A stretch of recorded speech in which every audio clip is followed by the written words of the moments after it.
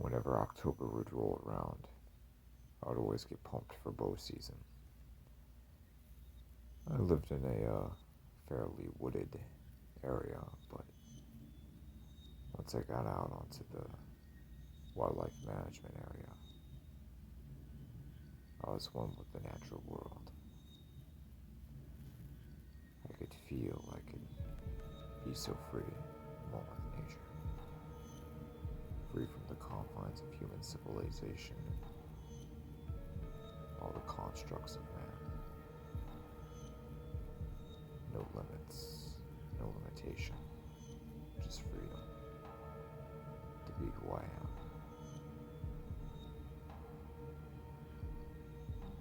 There was just something about stalking whitetails. Just the time of year.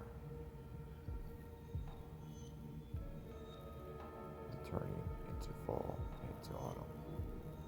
The churning of the leaves. Getting geared up. Getting the best shape I can get. Scouting, looking for rubs, looking for scrapes, looking for trails, tracks. Feeding areas, bedding areas. All of it. But I'd been hunting since I was a boy. My father used to take me. Taught me how to shoot a bow, how to field dress a deer. All of it. But now, he was gone, sadly. He had passed away several years ago. And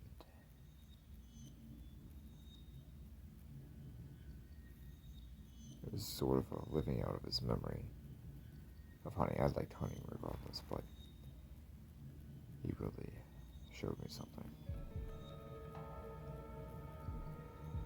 But the autumn would just get under my skin, become a part of who I was.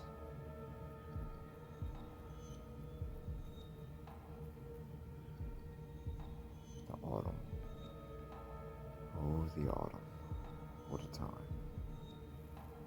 What a time to be out in the woods. Till one day, I found something that was, let's just say, not of this world in the woods.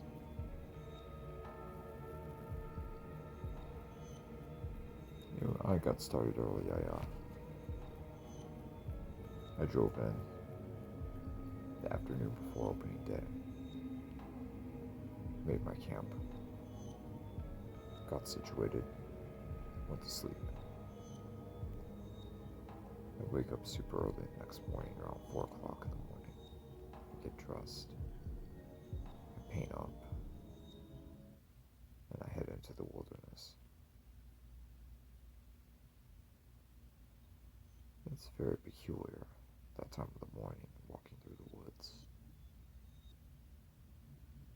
It feels so inviting and yet so foreign and mysterious at the same time. You look forward to what you'll see that day, backing a deer, but at the same time, you don't know what's going to be behind the next bush or the next tree, or who you might run into. There have been whispers of hunters disappearing, sometimes full-on disappearing. Nothing being found, no tracks, no blood, no articles of clothing, not a campsite, not their weapons, nothing. Not their trail cameras. Nothing. Completely vanishing into thin air. It was said by Native American legend that the Hasleux would snatch any hunter that did not respect the wilderness, that didn't respect the habitat, or any poachers that were taking advantage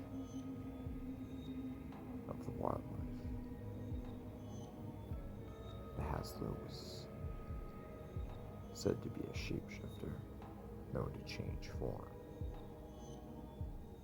known to take action whenever necessary, or whatever it deemed necessary to preserve the balance of the forest. Nobody really knew what to make of the legends.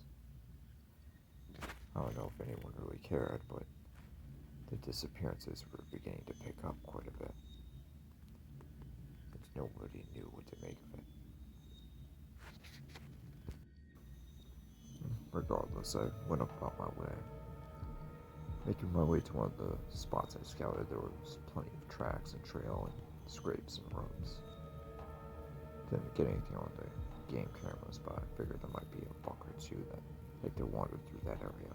So I positioned myself correctly against the wind and began a slow, gradual stalk.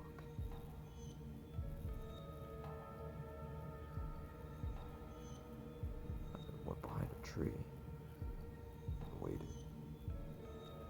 20 seconds, 30 seconds, my eyes wandering around the forest,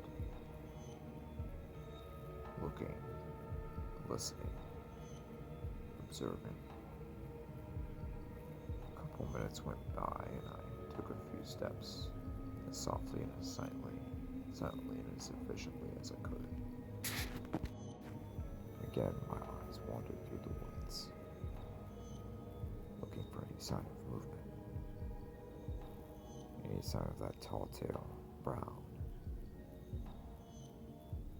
Nothing. And I stepped a few more steps, as silently and as slowly as I possibly could, looking around, observing. Still nothing.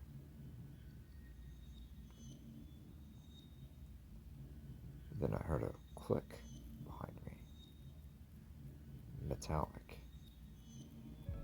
Foreign, man-made, not of nature, but freeze. Don't move. Give us all that you got. I turned my head slightly to see the barrel of a .45 caliber pistol pointed directly at my face. Give us all you got. There were two men, a little older than myself, and dressed in raggedy camouflage gear. Both of their faces painted. I didn't even hear them. How'd they come up behind me like that? I nodded. I slowly began to lower my bow, and regrettably started to unzip my backpack. Hurry up, we don't got all day, one of them shouted. Okay, take it easy. I'll get it for you, I murmured. Then a strange breeze seemed to run through the forest. A strange breeze ran through the woods.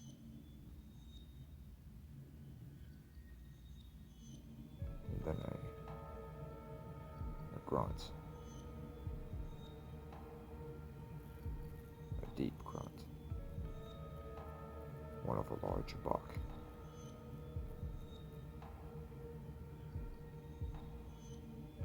And there,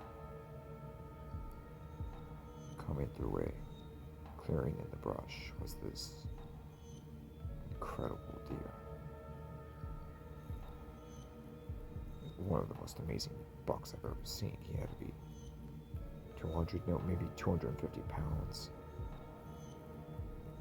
12, 13, 14 points. About 30 inches wide. An incredible specimen.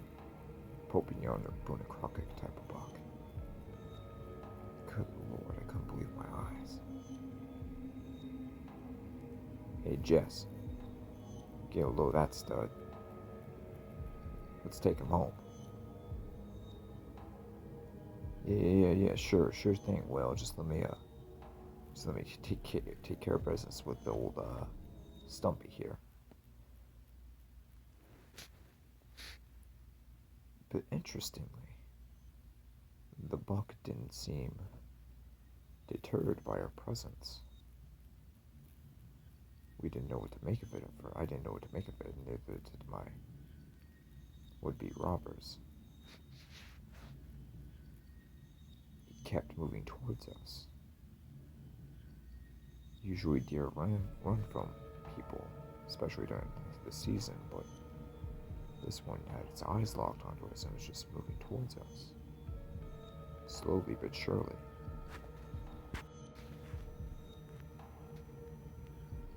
It kept moving towards us. It was coming right to us. Jesse, what the hell is going on? I don't know, Will. It's moving towards us. The one with the pistol released a round right toward the vitals of the deer.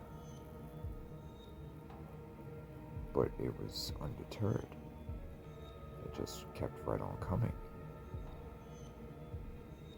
Well, what the hell is going on? The one with the pistol shot again, and again, and again, and again, and again, emptying the whole clip into the buck. But the buck kept on coming.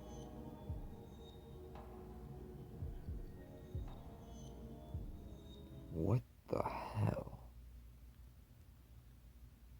They both uttered in unison. The deer's pale brown eyes shifted to this fiery red. A fire, a red, that hell itself was incapable of producing. Then the buck charged into its would-be assailant with the pistol, driving its antlers deep into the midsection, impaling the man's torso. Blood flew everywhere. The man screamed in hellish agony. His partner and myself just stood there, dumbfounded at what we were seeing. We couldn't move. We'd never seen anything like this before. The antler points of the deer were going through the man's body. Clean through. He screamed more and more, but the points drove deeper and deeper into the midsection.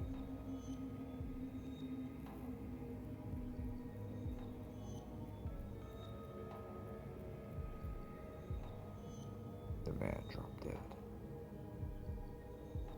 His partner screamed so loud and so high, almost like a woman. And he began to run away, but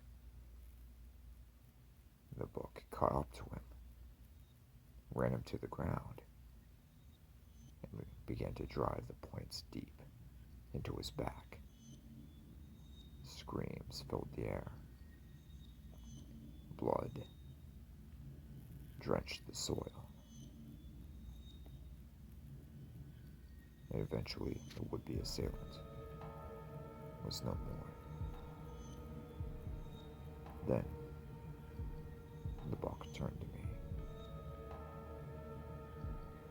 its blazing red eyes staring right into me, staring right into my soul. I didn't know what to do. I couldn't move. I couldn't run, I couldn't talk, I couldn't hardly think.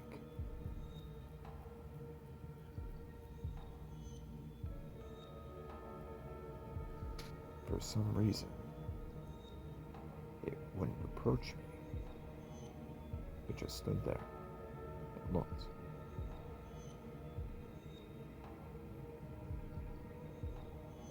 The animal then eventually walked away. Slowly. It turned to look at me one last time. eyes staring red still, before vanishing into the brush.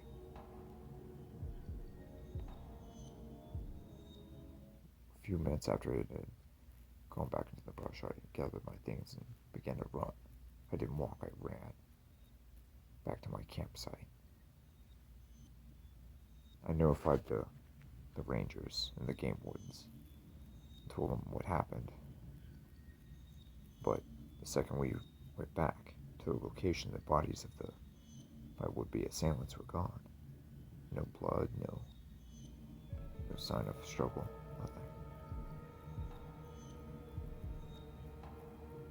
To this day, I don't know why it spared me. But one thing is for sure.